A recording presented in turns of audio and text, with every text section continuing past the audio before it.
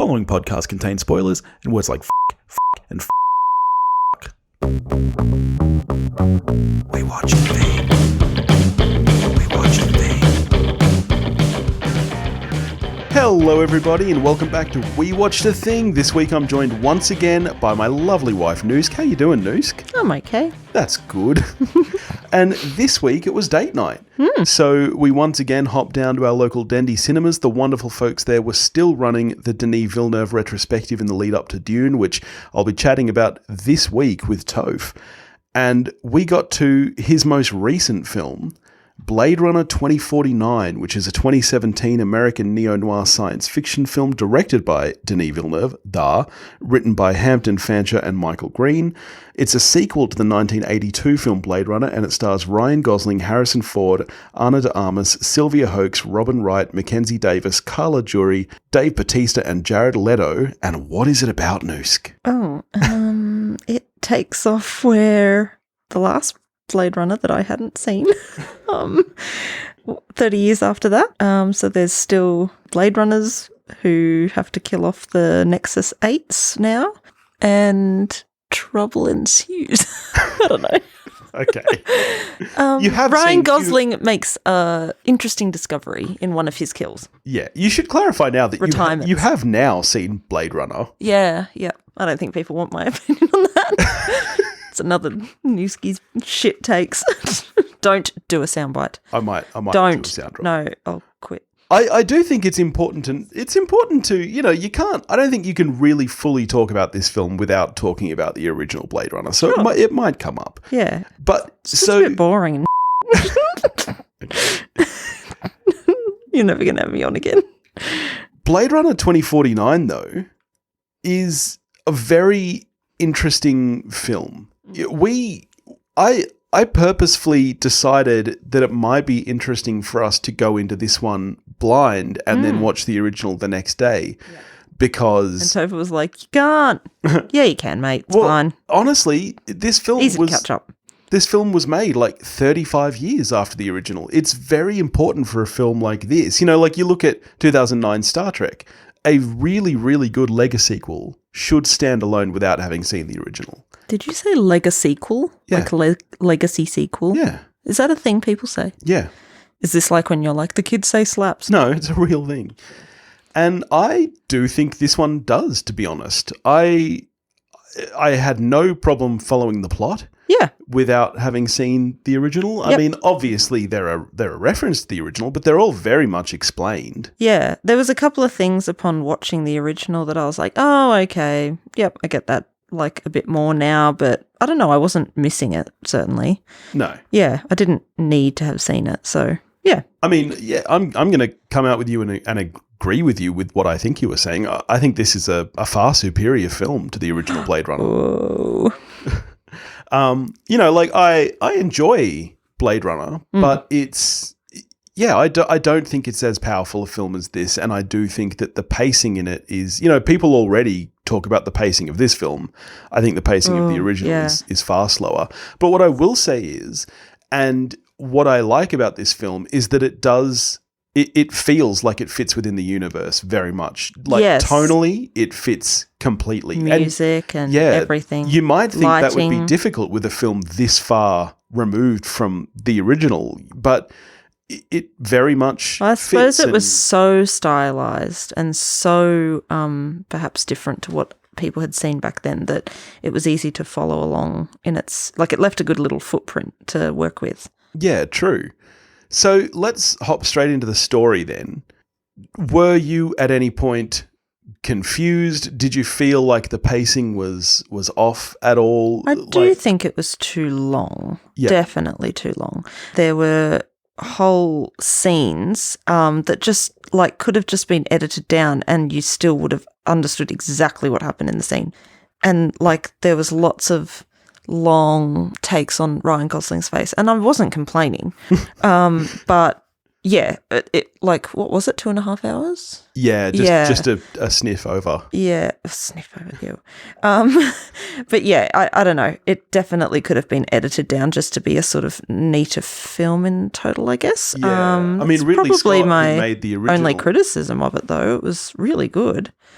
It just kind of dragged on in bits. I was just like, okay, we get what's happening. Keep going. Yeah. But I think tonally that's part of what makes it feel like a continuation of the original, because the original does very much the same thing. Yes. And Ridley Scott, who made the original, he said that he would have easily cut half an hour out of this film. And I must say, I do think I'd agree. And you know what I think is interesting to me is that the half hour I would cut is the final half hour. I actually don't think that Deckard's inclusion in this film really is that important. I understand why it's there, but when he first pops up, you do get a little bit of that kind of Force Awakens feeling where it feels a little bit like fan service, like we're meant to cheer because look, it's Harrison Ford on screen again. Oh yeah, he comes out of the black. You're like, who's gonna be? It's Harrison Ford. But this is a very different movie tonally to Star Wars, and I just don't think that's necessary. That works in Marvel films or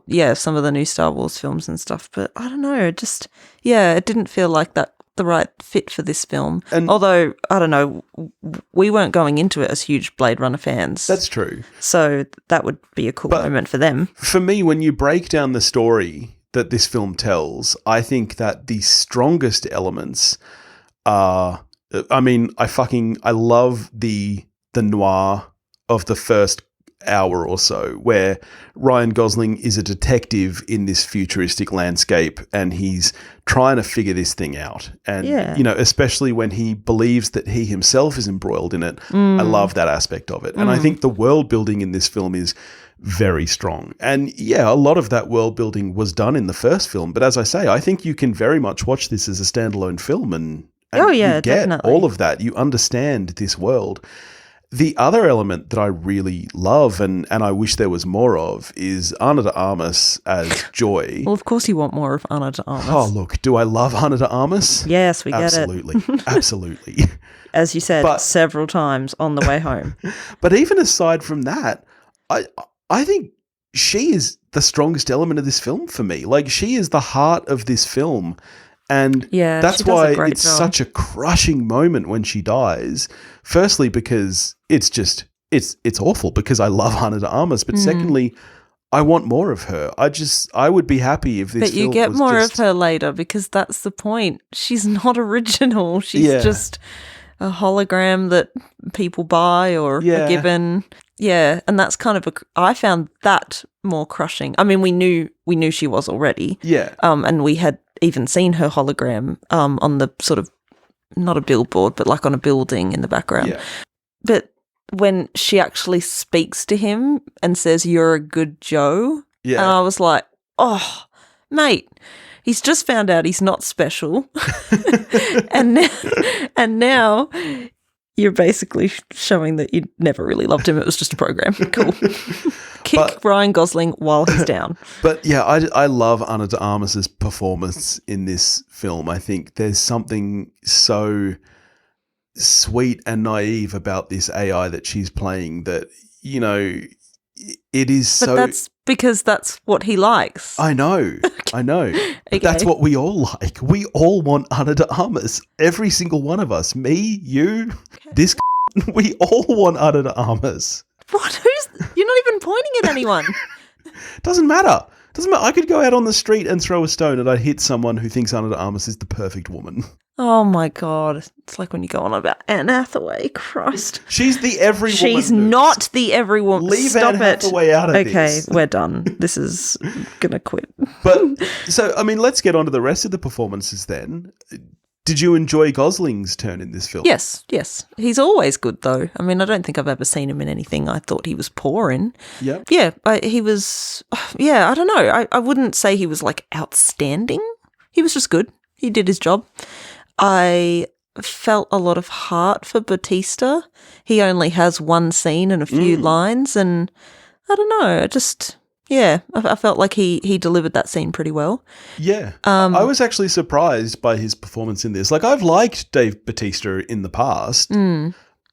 His performance in Dune, which I won't say too much about because, as I said, that episode comes out this week, extremely disappointing to me.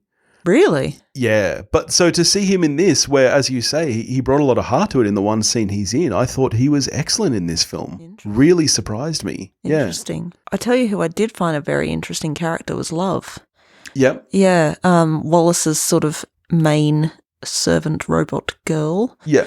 She was a very complex character because she was incredibly badass, but also just like pure evil, but not pure evil because... I mean, she's a program. Yeah, but she actively did not like when Jared Leto was being a sex pest. Yeah. I didn't know they were filming. Interesting fact. And true. That's my joke. I'm stealing it. But she didn't like seeing other... replicants. Other replicants harmed. And yet she was willing to die for him. It was bizarre. I think that, to me, that's the really interesting part of the Blade Runner universe. Obviously created by Philip K. Dick based on the book Do Androids Dream of Electric Sheep, which, you know, he wrote a lot of books that were later adapted into great films. And yeah, to me, that's what really sets this kind of universe apart, is that they're not just robots. They have emotions and feelings and thoughts of their own, you know, and that's very clear from the start. You could... Well, they're human enhanced. Yeah, but you could very easily mistake Ryan Gosling's character for being a regular human. You know, like when he comes home from that first day of work and he's like, oh, I need a drink, you know, do you want one? He's talking to Joy, but even before you see she's a hologram. Yes. You're guessing it is because... His actions are so human. And, you know, and that's played up obviously in the original as well, where they actually need to conduct tests on the replicants to see how they react to things. Yeah. And and they have to have another interview survey type thing when they return after a job. That's right. Yeah. To confirm they're still because obviously obedient. Yeah, because obviously in the original Blade Runner you're talking about the Nexus 6, so it's a full 3 models after that one that was already tricky to tell apart from human. And I think that's really interesting in the way that they have emotions and they're able to disagree with actions, but they are there to do a job and they are effectively slaves. It's a very interesting concept. Yeah. I really liked the score of the film and how it sort of always seemed to, I don't know, not necessarily because there was, you know, in the Vegas desert and things like that, but it often coincided with just long shots of like the rain or the city and how depressing LA looks now. More depressing than current LA. Yeah, I've said, and that's saying something. I've said in the past that I'm not a huge Hans Zimmer fan. And I don't know why I say that, because every time I hear a Hans Zimmer score, I'm like, yeah, this is really good. But one thing I love about this score is the way that it plays on the original Blade Runner motifs. Oh, yeah. Like, you know, that original score is so present, and yet this is kind of droney, but... well, and even that melody. Echoey, orchestral. Through. Yeah, and then the kind of theme. Yeah, but it still stands very much on its own, I think, and it's just a gorgeous score. It fits at every point. Like and it was bizarre. I loved the score so much. I was like, God, I could just listen to this as like a meditation track or something. It's so beautiful. But then I think it would be too emotive for me, and it would bring back the kind of grittiness of the film. Like they go hand in hand together. I really liked that. I mean, you were talking about the kind of city. And this is one thing that I love about both this film and the original Blade Runner is the production design and the way that the city of LA is feels a like Hong Kong and and this is always one of my favorite things. You know, there's 2 ways to go with a dystopian future.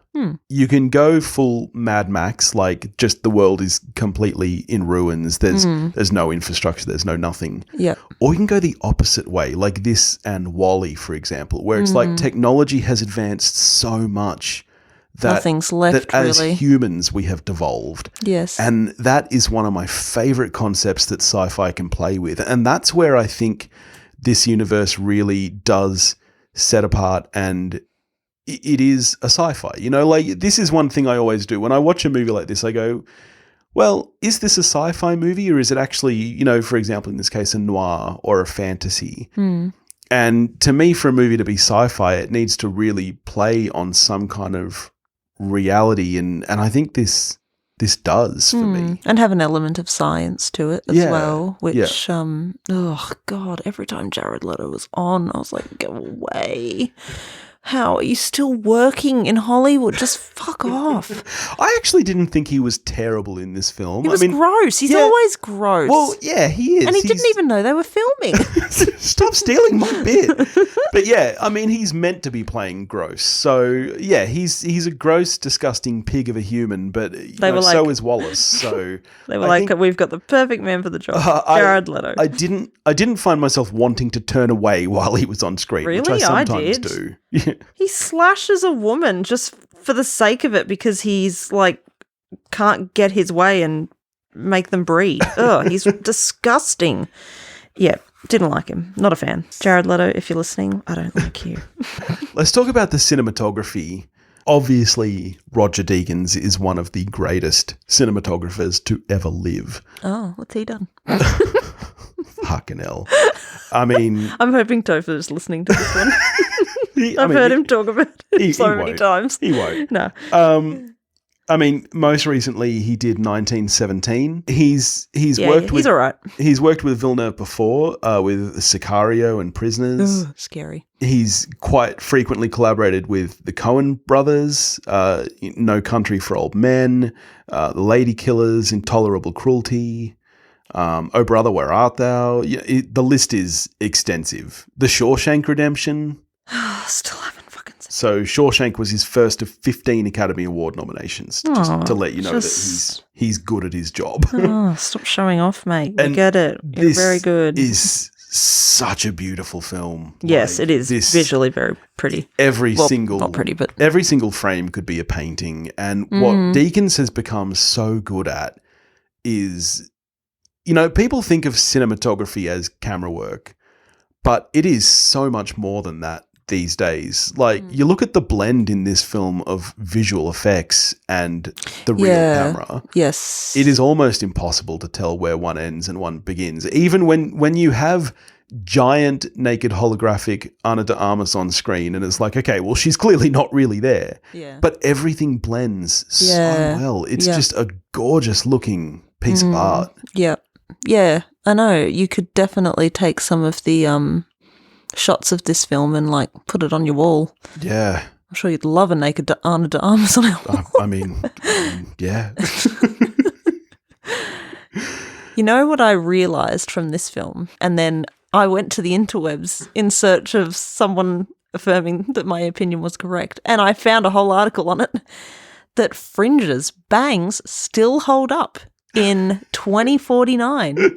They are a real thing. I was like, man, I really want to get a fringe again. If Beth was here, she'd be like, friends, don't let friends get bangs. But all the lead females had one. And there was only 4. And the only one who doesn't get a fringe is poor Robin Wright. And that's because she is a lead in a typically male-dominated she's environment. A pantsuit. Yeah, that pissed me off. Give her a fringe. Everyone else gets one. Why doesn't she? Well, there's something. They had to make her so I don't know, butch. There's something cutesy about a fringe. It's the equivalent of having pigtails. No, it's not. It is. A fringe is very similar to pigtails in how it can always age a person, and yeah, definitely not always. Fringes are cute. Not always. Look at Ana De Armas. She's sex on legs in this film. She's a babe. Okay, yeah. What I'm saying is, it just annoyed me that the fringes could be so stylized in certain ways for each character. Love gets a very stark, sharp fringe, very almost 60s, and relates to her harsh character. Mackenzie Davis' character gets, one that sort of hangs right down into her eyes, which just make her eyes look huge. And, of course, Ana De Armas has the thick one that sort of frames her face. And then poor Robin Wright gets nothing. She gets nothing. She gets her hair slicked back. She's very bland looking because she has to be the boss bitch. And I was like, no. Surely in 2049, we're not still doing that, where a woman in a male-dominated environment has to be looking like a man still. Yeah. Seriously? Mackenzie Davis, also wonderful in this film. I love her. I've loved her. She was brilliant in Tully, and I think that the entire cast in this film is really, really strong. Yeah, everyone holds their own. Let's talk Jared Mr. Leto. Ford. I mean, where were you on Harrison Ford in the film? I mean, at that point I hadn't seen the original, but I knew he was in the original, so I don't know. I was like, cool, there he is. This is a big moment for people watching who know what's going on. Big year for Harrison Ford because, only 2 years before this, his character resurfaced in Force Awakens, and then this is the same year, obviously, as Last Jedi, where, we, spoiler alert, sadly saw the end of Han Solo. Who has not seen Last Jedi? Come on, people. Get it together. So, yeah, big year for Harrison Ford, resurging characters from the past. Yeah, he's like, do I get any new material? And I thought he was very good in this film. There's an ongoing kind of new narrative around Harrison Ford that, particularly his work of late has been bad. I think everyone agrees that his early work was really great. I'm a massive fan of The Fugitive, obviously, Star Wars. What Lies Beneath. Yeah, oh yeah, great. He's freaky in that. But for the last kind of 10 years at least, there's been this narrative that he's a mumbler and that he puts in a lot less effort. He does mumble in What Lies Beneath. Pisses me off. That he's kind of a bit of a Bruce Willis, puts in a lot less effort than he used to. But I thought that and maybe it's because he's resurging an old character, but I thought that he was really great in this film. He's this great blend of kind of cynical and charismatic that really works for this universe and this character. Yeah. I found him really enjoyable. Well, I suppose he was picking up an old character as well, so we kind of had to match that. Whereas, I don't know, maybe the mumbling has been a choice for new things, and maybe he's like, okay, I'll get it. I won't do it anymore. Yeah, maybe it's an artistic style. Yeah. Maybe I should pick that up. Just be a mumbler on the show.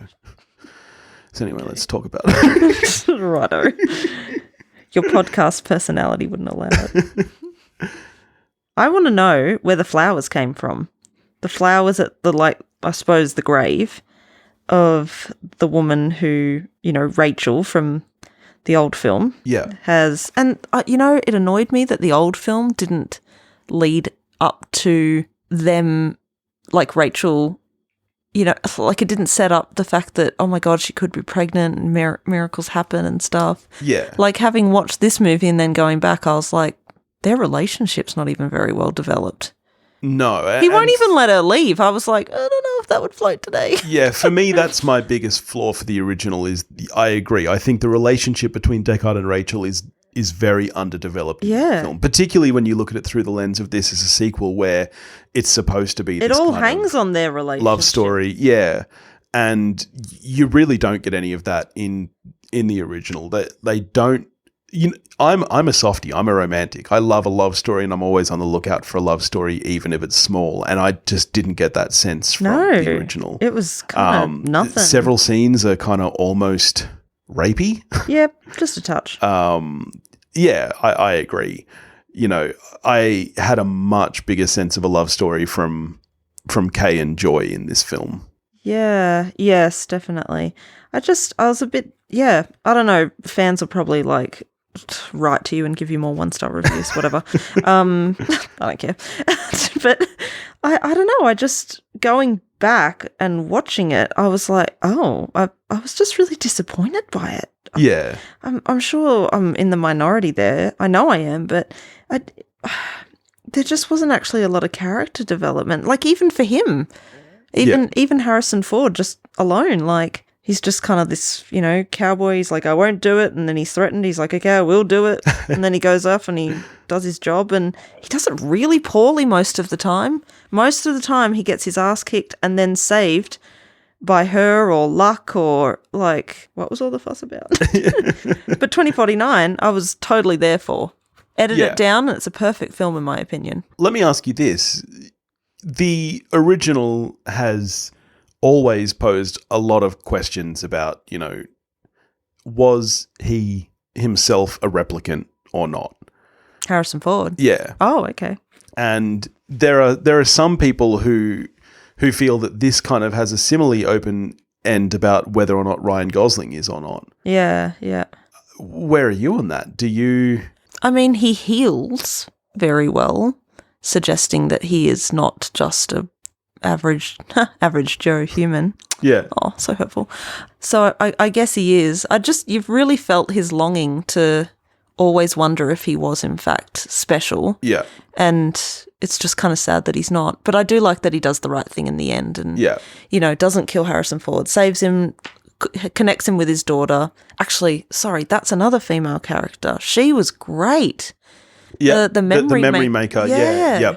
And she was so sweet and pure and just you had a lot of heart for her instantly. And a great scene visually too when you see her making those memories and kind of tweaking these little details. And the birthday parties and like in the rainforest and then like, the emotional connection she has to creating all the memories. Really I was like, beautiful whoa. touch. Because that's something that obviously in the original is kind of touched on. I believe the Nexus 6 is the first model that they begin to give memories. Yes, well, they talk about it. Rachel is kind of the first experiment that that's how they doesn't mold know their that personality. she's a replicant. Yeah. And so it's one of the best things that this sequel does is expand on those kind of elements of the original and really flesh them out, like seeing people craft these memories and the idea that Gosling was implanted with real memories that he shouldn't have been. Yes. It just really expands on the world building of this universe. And her tearing up when she confirms for him that, yes, that's a real memory, which then you later discover is actually her memory. Yeah. And it's like, wow, what are the chances that she gives it to him and it all leads eventually one day to her father being reconnected with her. Yeah. Like of all the replicants she could have given it to. I don't know, there was like a nice little fate twist in there too, which was a bit cute. Yeah. But back to the flowers, where the fuck did they come from? Because nothing seems to grow or exist. Yeah. So where did the flowers come from? I'm trying to remember, did someone even say something about never having seen a tree? Yes. Yeah. And it was an old dead tree, wasn't it? Yeah, it was dead, yeah. But it was still a tree. Yeah. But like there was no evidence anywhere of anything growing. He had his, what were they, like witchetty grub farm? Yeah. What were they? Is that a very Australian He called thing? it a protein farm. Yeah, but that's just meat. Whether or not they were to eat these bugs. Yeah, I figured they were. Yeah. Yeah, but yeah, like there was nothing ever in the film that, including at that farm, where he was like this lone farmer out in the wild sort of thing, that alluded to there being any life form whatsoever, natural plant life form. And then there's just some yellow flowers plopped on a grave, and I was like, well, of course he's going to be like, what? But where'd they come from? I loved the discovery they had of examining, she had a fracture in the ilium crest, like her bones, and that's, really only found in childbirth. And then they're like, but they've also convenient that the code is put right there in their fracture. I was like, that's kind of convenient, isn't it? I mean, that itself raises questions even that, so replicants have skeletons then. They have full bones. Well, kind of. They've got IDs printed on them, so are they real bones? I guess. And then we see Jared Leto slash the poor chick who just came down for him to release some rage in that particular area. So perhaps that's where they always put the code. You know what I always find funny about watching sci-fi films, particularly ones from the past, is that they've never forward thought enough for the future. It's like when you watch Lost in Space, which is set in 1997, and it's a little bit the same. They forward thought in a very good way, because you can put your clothes in a washing machine and they come out dry, clean and folded. Yeah. Folded. Why don't we have that? Why not? Yeah. Why don't we have that? It's a little bit the same with this. Like, obviously, this one is set in 2049, which is still the future. Yeah. But it's springing off something set in 2019, which is now the past. And so it already kind of, maybe this is just me, and maybe I just need to be like, it's a movie, whatever. But it's like, okay, so you need to buy into the fact that in this reality, 2019 was already completely different. And I always have trouble doing that. Why don't we have flying cars? Why don't we have flying cars? So cool. Why not? Yeah. Yep. Rude. And there was so much smoking. It really dated it and made it feel much more like an 80s film. Yeah, I mean, and that's always going to be, it's the same when you look back at Alien. It's like, And hairstyles as well. Yes, you can't deny. I find that less in Alien. I felt like it was really heavy in this one. Yeah. Especially with Daryl Hannah's hair, like so fluffy, so over the top. Yeah. Actually, I read that the year after it came out, that everyone, well, all the females were dressing as her for Halloween, just like teasing the shit out of their hair and just like sweeping black across their eyes. God, her makeup is awful. Well, so that's interesting because the original was not a huge success. It was a success critically, and in years since it's become a bit of a cult film.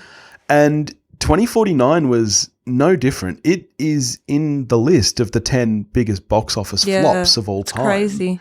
And that's not to say it wasn't a success, but its budget was so large and it made so little back. Yeah. So even though it's very well received critically, it was nominated for, several awards. It won Best Cinematography, Best Visual Effects. It was up for Best Sound Editing, Sound Mixing, Production Design, all of very much deserved.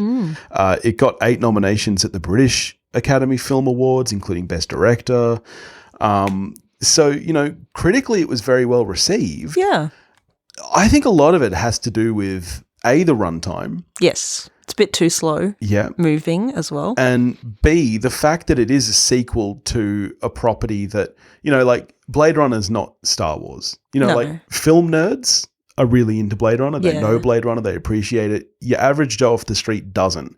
So, I think if this film... They need to have plugged it more. And it's not like it didn't come out in a time of social media anyway. Perhaps not as prevalent as it is now. But just put Ana De Armas on every poster and then you've captured an audience. And you'll have a lot of sweaty, overweight dudes turn up. I find that hurtful. Or actually just... Oh, no, I don't mean you. Jesus. Actually, just all men in general. You people are idiots. So, I mean, I very much liked this film. It sounds like you very much liked it. Yeah, I loved it. How are you scoring this film? It's really hard because I do feel like some very solid, ruthless editing would just really help it.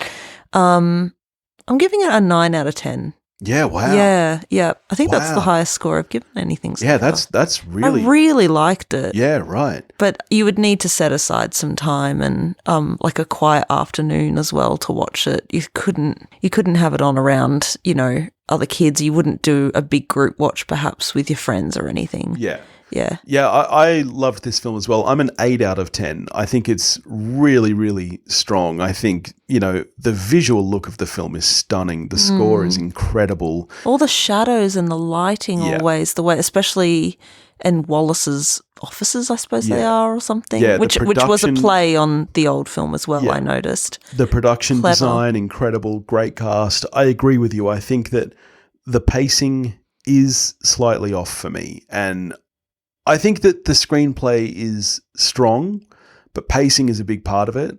And even editing, I think that, there are some shots that just linger too long and add to that runtime that don't necessarily need to. Like there was, and that happened in the original too. Remember I said to you, like, we've got this long sort of, whole scenes of him walking up the stairs. No. You need one shot of him stepping up on the first step, and then you need the shot of him getting off at the top. Yeah. We don't need other things. What's he doing? Nothing. And we know that there's no suspense there because we know he's heading to the top. Yeah. And then stuff will happen. Yeah. It was the same with Ryan Gosling walking around the casino. I was like, cool, we've set the scene. Awesome. Now I'm done. Yeah. Hurry up. So, yeah, I'm an 8 out of 10. I think it's really Actually, I want to change my score. Yeah. Actually, I was just remembering through Vegas, I was just like, oh my God, we get it. Like the female nudity everywhere. And yes, you saw the odd schlong, but I just felt like, I don't know, after a while, I was just a bit like, we get it. Women are still objectified in 2029. Yeah, Great. I mean, I was going to ask you about that. There was some criticism of the film saying that the film itself is misogynist, that the only role women have is to be basically either sex workers or holographic girlfriends. Yeah, and again, like Robin Wright isn't allowed to be feminine. So, you know what? I'm taking it down to an 8. Okay. Yep. Yeah. It did piss me off after a while, especially walking through Vegas, and there's all the statues of the naked women in stilettos, and it's all broken, and he's like, it was... I mean, that's almost like walking through Vegas now. Like, you can walk through Vegas and pretty easily see someone pop a titty. Do you remember when we walked past all those showgirls and the limo of guys, show us your tits? And we were like, Americans speak so formally. It's so formal. Show us your tits. Show us your tits. Show us your muckhole, you dirty scrubber. Oh my God, don't say that. Oh my God, we're done. Okay, that's enough. Giving it a 7 now because you pissed me off. But great film. I think what's really interesting to see, and this was one of the cool parts of, the retrospective, was seeing the progression of Villeneuve's career. I'm very interested to see what happens next because, he has slowly morphed towards being a genre director. You look at his earlier work. I thought you were going to say big budget films. You look at his earlier work, like Incendies, Enemy, Prisoners, Sicario. They're very much of the thriller variety. They're very kind of psychological heavy. And then, Arrival kind of splits that difference. Oh, I loved Arrival so much. I loved Arrival. I want to watch it again. But it kind of splits that difference of sci-fi with still being quite intimate. Yeah. And then you get slightly more sci-fi with this. Yeah, but still intimate. Yeah. Now we move towards Dune, and we know that his next film is Dune Part 2. Oh, is it? Oh. Yeah. I'm very, very interested to see kind of where he's going from here and if he'll ever return to that kind of more worldly, very I mean, when you get grounded. handed something big like Dune, you don't say no to it, but he might have his own ideas and come back to his own sort of style with his own films. Yeah. I'll just be that's curious his forte. Be curious to see where his career goes next. I've actually been really wanting to watch Arrival again, and I'm going to hate myself for saying this, but Sicario. I mean, it's a great film. Yeah. I feel like I'd go into it with my eyes wide open this time. I was shocked last time. Yeah. It wasn't just a light It wasn't just a light, fun cartel movie. Yeah, you know the ones. Well, thanks for joining me, Noosk. This was fun to get out to the cinemas. It was. This Thursday, I'll be joined by Toph talking about Dune, and next week I'll have Paul from The Countdown back on the show, chatting about one of his favourite films, Mad Max Fury Road. Ooh. So, sorry. Jeez, I definitely need to make you a sound drop. No, please don't.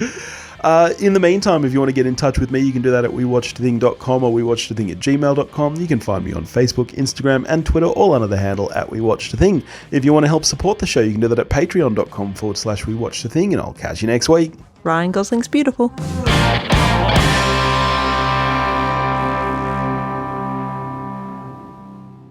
Hello, everybody, and welcome back to We Watched a Thing. Here we are again, and this week it was once again date night. So we hopped down to the wonderful folks at Dendy Cinemas who were still running the Denis Villeneuve Retrospective to finally check out the last film of his that we haven't seen from the last 10 years. And I never introduced you. Hang on. I don't need introduction. I'm a force unto myself.